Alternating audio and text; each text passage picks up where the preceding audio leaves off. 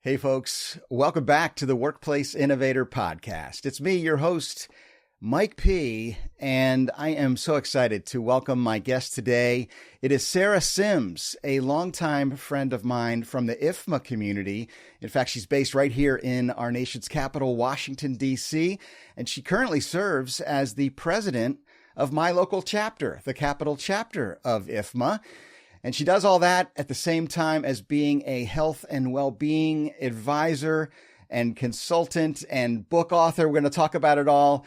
But she also has a full-time job during all of this, as she is the America's Regional Head of Workplace Experience at FTI Consulting. So everybody, please welcome to the show, Sarah Sims. Sarah, welcome back, I should say, to the Workplace Innovator podcast. Thank you, Mike. And, thank you for the introduction and extending the invitation to talk about all the exciting things going on in FM and in my world. So much going on here in the spring of 2026. And you and I have a history. I alluded to it. In fact, I got to give you one more thank you for not just being here today, but previous appearances on this podcast. You came on during the COVID pandemic and all the live streams I was doing. That was so helpful because of your expertise and experience in helping people find their better well-being and managing the stress in their lives and the workplace. And we had all of that going on during the COVID years. But then fast forward to a couple of years ago, we had episode 300, the big celebration down in DC at HOK. You remember it? Yes. What do you remember about our time on the panel? It's a video, folks. Go check it out. Another video on the YouTube channel here at Aptura. Yes. What I remember is the offices were still very lightly attended, and walking into HOK's empty office, I hadn't been into many other offices back then because we were just kind of massaging RTO at that time. And to just look at the space, the workspace, as we were talking about workspace, was a different dynamic because I had always been on in the past right from my home. So to record with you all in an office, but essentially in an empty office, it showed how we kind of came full circle with all the work you've done on the podcast, but also the work that was left to be done, because your platform serves as a source of information, but also inspiration for what we do in FM. So to sit amongst my colleagues who we all strive and focus on making the workplace a place where people want to come and choose to come back to. It was a great conversation, but it was also this kind of deep sense of reality of where we were in that time. Yeah, that is a great summary, Sarah, of what that was all about, that moment in time. And here we are almost 100 episodes later. We haven't figured out what to do for episode 400 yet, but it's coming very soon, just around the corner. And every milestone episode is another benchmark in our world of the workplace and the built environment and caring for the people who occupy our places and spaces. And I just love the FM community and the chance to speak with folks like you and our friends at the Capital Chapter and also IFMA Global. We're going to see them later this year, I hope, at World Workplace, Facility Fusion coming up very soon. All these things remind me that I never had a chance to hear your full story. You've always dropped some truth bombs, some wisdom on the show and on our audience, and really inspired us. But I got to hear more about the Sarah Sims journey and your current role. Let's start there with FTI Consulting. Congrats on the new title. What do you do as America's Regional Head of Workplace Experience? Well, it's thank you for offering the opportunity to talk about myself and what I do, but I've been truly honored to come in and serve the community where they needed it most. So I'll also keep it light here as I talk about myself for this episode. Always humble. I'm now at FTI Consulting. I've been there since the fall of 25. And as I serve as America's regional head, the FTI Consulting is a global international brand with offices, about 120 offices. But about a little over a third of that portfolio is in North and South America. And so I work with a team that supports the workplace experience for FTI Consulting employees.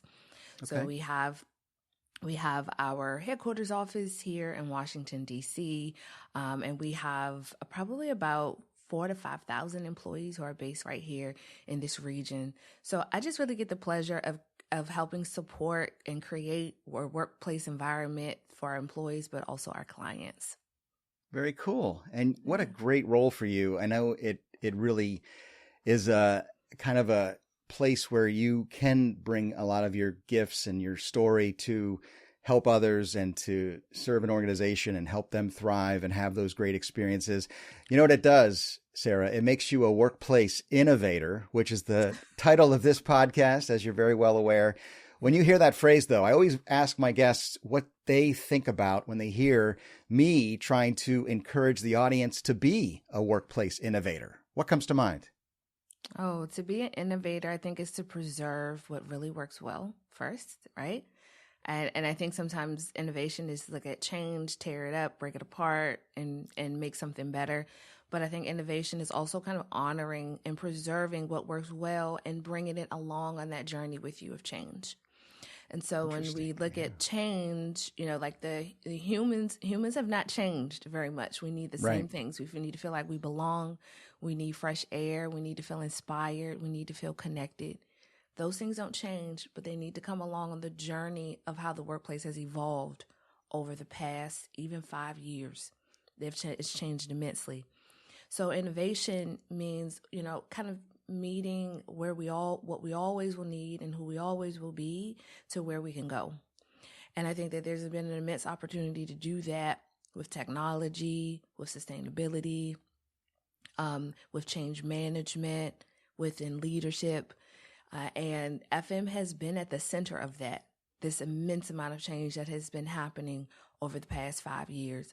And I don't think that will stop. I don't think it should stop. I think we should be partners, but I think it's time for us to be multidisciplinary partners. And so innovation also means enhancing who we are as professionals so that we can meet the organization and companies and communities that we serve in ways that are not just siloed to where we see the built environment, which is you open the door, you sit down at the desk, you get, coffee, you get water, you go to the meeting room. Like there's so much that happens in between all of those kind of prescripted experiences that we have opportunity for hospitality, clean air, fresh water, connection, spaces that we can manage sound, acoustics. And so we just really, as FMs, that FM innovator, you have to know all that's there and available to your workplace, to your clients, and so that you can blend them together, but that they just seem like a holistic part of the experience that everyone's having. Wow, that is so well said, Sarah. And you used the word, I was going to say, holistic view of our place, the built environment, and the people working with us. And it is all of those things you just mentioned that we try to focus on here and share about. I want to get more of your perspectives on how we can deliver on some of these areas. And as FM and workplace leaders, do a better job going forward, upskilling, learning all the things we need to learn to do all we can for our organizations and our people, but also care for ourselves. Because I know that's a very high priority for you in your worldview and philosophy. But you also mentioned sound, and Sarah, DJ Mike P loves sound. I love the soundtrack of our lives, music. You brought it on episode 300 when you and I sang a little Jay-Z and Alicia Keys together. New York Remember? State of Mind. Yep. Empire State of Mind. Empire State of Mind in New York. Yeah. And you were using that as an inspirational theme to break out and do new things. And here you are a couple of years later, exactly living out those principles. But what's on your playlist today? Here we are, 2026. Yes. What kind of music you listening to, Sarah? The music I'm listening to just keeps me motivated, keeps me grateful and grounded. I'm so immensely blessed to be at this stage of my life, particularly at my age, at my state of health. We could talk about that a little later, but I've been listening to gospel. Gospel is on my playlist. All right. I'm really appreciating new Christian music. They call it Christian music, but I'm old school, and my family's from the South, so it's gospel music in our house. I love it. I love it. Yep. So that's what's been on my playlist. And the song of choice, I'm fresh from a concert in Hershey, Pennsylvania, with Elevation Worship last week. I attended with my family. So the song Praise is coming top of mind for me right now and on the top of my playlist. Awesome. Excellent. You want to sing a little for us? I don't know. I'm just kidding. I'm going to put you on the spot. Look it up, everybody. Elevation Worship Praise. Praise the Lord. Oh, my soul. I know it. Yeah, that's awesome. That's awesome. That is inspiring and can't go wrong there. So thank you for sharing that. So good. And speaking of inspiration, I always like to ask about quotes. And I know you've written a book or working on a second. Tell me about it. What quote would you share with us to help along this theme of being a workplace innovator and inspiring people? Yes. So a quote that initially comes to mind is rooted in the first stage of change, which is awareness. You don't know what you need to change until you know that it's necessary. And that's personal change, right? Because you can't change the world until you change yourself. And I just want to make that clear. Like, change starts within first. So you can't make this great impact unless you know yourself. You're fully aware of who you are. So my quote comes from a major Vietnamese philosopher who has greatly influenced Western and Eastern culture named Thich Nhat Hanh. And the quote is, "Awareness is like the sun. When it shines on things, they are transformed." Ooh, yes. In fact, absolutely. I love the imagery of the sun, especially in these dreary late winter heading into spring days. We know that the sun is going to shine again here in our nation's capital. And I also love the idea of being aware of all things, of the needs of our people, of our friends, of our community, of our family. But you also make sure we want to remain aware of ourselves. And self-awareness to me often is leaning towards that idea of self-improvement, understanding my weakness and acknowledging that, not being ashamed to admit I don't have it all together. DJ Mike P's got his own set of challenges he works through. As I talk about myself in the third person, which is always something I need to be self-aware about. I don't want to do that. I want to be more just authentic, understanding that I'm very much going through some stuff. So are my friends and family and my colleagues. And, there's certain barriers and certain like boundaries, I guess, of what's appropriate to share. But you believe that we should be aware and also put ourselves in that picture. You were describing to me, and why don't you just share with my audience about the book you wrote, which was called, and I've got it right here, Sarah. I want to give you a little plug, Stress Less, How to Use Self-Care to Redefine Your Well-Being. And that is a fantastic title. What does it mean to you? And then how does it apply to what we're talking about here? Sure. So stress less is the directive that I gave myself because I didn't know how to be stress-free. And in all honesty, eustress is good stress, distress is bad stress. So stressing less was really more about stressing less of distress and giving myself the space to flex my eustress, the stress that grows me. And I didn't come up with, this from only my own experience. It's very research-based and backed, but this is 4-step approach to how you can master self-care. Self-care is literally the preservation of your health and well-being, particularly during times of stress. So oftentimes we'll think of self-care as something that you do to pamper, but self-care is something that you do to restore and replenish so that you can sustain seasons of stress, whatever that might be, distress or eustress. So for the method that I use, we always start with awareness. And Mike, you mentioned the awareness of your weaknesses, but I actually start with the awareness of your strengths. Okay. Because most of what we're doing in leadership, because if you're a facilities manager, you are a leader. Right. You are focusing on the needs that are necessary in that moment for that project, for whoever is requiring it of you. And oftentimes, if we can't fill the gap strongly, we'll call it a weakness and we'll work on it. Rather than, and you could probably talk more to this, Mike, having pivoted your career, is that when you focus on your strengths, when you become aware of your strengths, you see the misalignment between what you were doing that people required of you, demanded of you, or asked of you, and you hyper focus on what you do well. And you use what you do well, your strengths, to help you improve your holistic well-being. So you talked about how we see ourselves as the individual. Remember, I'm the individual and people are coming to me as the leader. And so I want to pour out and take care of them. But you can't pour out what you don't have. And I'm not talking about the cliche term, pour out of an empty cup. I mean, you can't pour out who you are not. And oftentimes, if we're not aware of our strengths and what we do well, we will hyper fixate on what we don't. And that causes more under stress neurologically. There's research behind this. That more output that you give that isn't aligned with your strengths and your talents, the more burned out faster, but you become burned out, the more it affects your physical health and your mental health. So my approach is very much starting at being aware of what your strengths are. And that's where we grow the rest of the stress less method.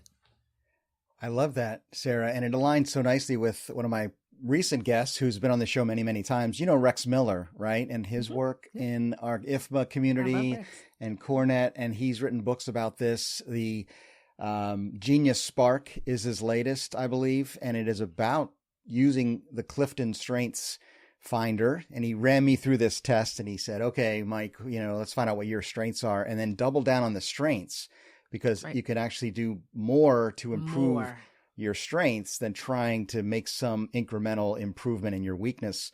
And that's what you are alluding to. When I shifted from my recent, I'm still in marketing, but my previous life as a printing and marketing materials salesperson running a small business, the things I didn't like, the paperwork, the spreadsheets, the billing, all the stuff that was like taking me away from the human interactions, it would drain me and it would be something I'd be doing in the middle of the night because I just didn't have the motivation to get it done. And I wanted to spend all my time interacting with potential clients and customers and trying to solve their problems.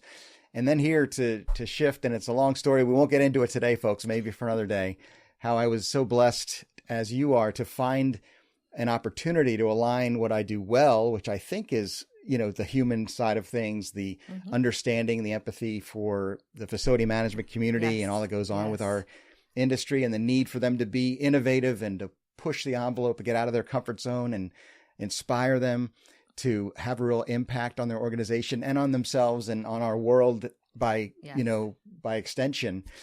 That was where I found this passion, and the FM Innovator podcast was born. I was hired back in 2018, 8 years ago, Sarah, by what is now Aptura. And I get to kind of merge all these things together and share the story of how technology also helps. So thank you for kind of bringing it all together in clarity for me.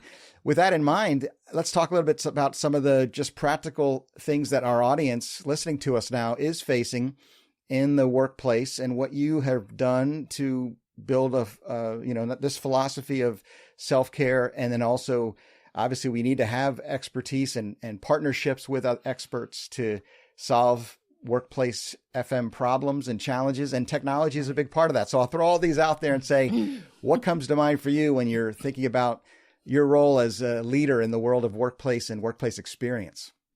Yeah, my role, I am hyper focused right now on how we can leverage technology to give us time back, to build efficiency, and just to simplify data so that we can make decisions that don't just affect the bottom line, but also are in direct response to how people are using the built environment. Yeah. So there's, there's a lot of raw data that the built environment collects all day and we don't realize it. From energy usage to access to food and beverage. There's so many data sets that we have available to us to help us really learn how humans are interacting within the built environment independently and collectively. I think there's an immense opportunity to help business leaders make the employee experience that they want and that they invest in really have a profound impact with less dollars spent and less time used just, brainstorming on what the best approach could be. And I think that this is reflective of what the pandemic really required of us. We had to think quick on our feet. We couldn't all come together and go through focus group sessions for 6 months to figure out what the employees needed. We had to act, and we had to act quickly. We had to act for the purpose of retention, attraction. These are high stakes, and the built environment was a huge part of that. So the technology, like, you have it at Aptora through Workplace, using that so that employees and visitors throughout our multiple offices can come book a space, easily settle in. From the design of those offices, that they have all of the technology on the desk available and working and functioning, so they can quickly ease and come into the space and get to work and start doing their best work without all of these, without friction, minimizing friction. I think that technology has a huge advantage there for FMs right now. Well, I appreciate that. Shout out to Aptura and our team here and the tools that are available. It's so cool to hear these real life stories of how technology can help us. And you also get to hear a lot of real life stories, Sarah, in your role as president of my local Capital Chapter of IFMA, our local chapter. You're kind of nearing the end of your term, or do you go for a second year? I am technically. Why to put me on the spot, Mike? We'll see what happens. No promises, everybody. Just for one term. I think that we have.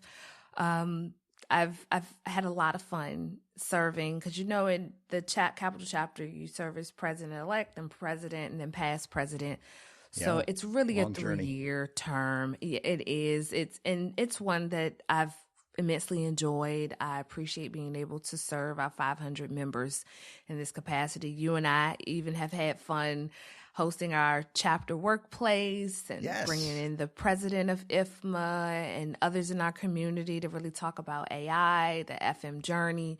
There was to see the work of our partners and all the products and services they provide. So it was just it's been a great experience in the chapter for me. And I've been serving in the chapter now for about 7 years in volunteer capacity on the board. So it'd be great to kind of sign off in this way as past president and just set up future boards and members for success. Well, we look forward to having you continue in that capacity as an advisor and a consultant and a friend to all of us. That is the role of past presidents. There's so much connection that continues on, and we'll continue to come ask you for advice and for your input on things, I'm sure. So thank you for your service to the chapter. Thank you for all you've done to serve this community, the FM community, the workplace community, and all you will continue to do as you share your books and your philosophy and your inspiration and joy. It all comes shining through, Sarah. Before I let you go, I want to give you a chance to kind of close out with a final thought. Any practical advice you might offer my audience of FM and workplace leaders as we head into the future of the workplace together? Sure. I definitely will end where I began, on awareness. Learn yourself, learn your strengths, and learn how they can serve your built environment, your clients, whoever that may be. Those clients may just be your team. If you're a leader, it might just be your team. It doesn't have to be the whole firm or organization. But first, start with yourself. Figure out how you can serve others with your strengths, and then fortify those strengths with continued learning. We have the FMP, the Facilities Management Professional Certification. At IFMA, they have the Certified Facilities Manager for more seasoned FMs. Just leverage all of the professional development opportunities that IFMA offers so that you can continue to grow your strengths. And let's not dare focus on the weaknesses, because over time, as you strengthen yourself, your weaknesses go along on the journey, and they too will be strengthened. So that's where I'll leave you all. Amazing. So good. Sarah Sims, thank you for sharing that. Thank you for coming back to me here on the show. We'll see you soon at somewhere in DC or at IFMA in some other city. I'll always be around. I appreciate it. And I want to thank you once again for being on the Workplace Innovator podcast. Thanks, Mike. And thank you for creating this space for all FMs to have a voice. Oh, that's nice of you to say. Well, thank you, everybody, for watching another episode of the show. If you're still a listener on Apple Podcasts and Spotify, I appreciate that as well. I hope you've enjoyed this episode. But check out our YouTube channel. We do offer now full video versions of these podcast episodes. And if you found anything of value during this conversation, do me a favor and share this episode with a colleague or a friend, anyone who might like to join us as we continue on our journey to encourage and inspire you to be a workplace innovator. Peace out, everybody.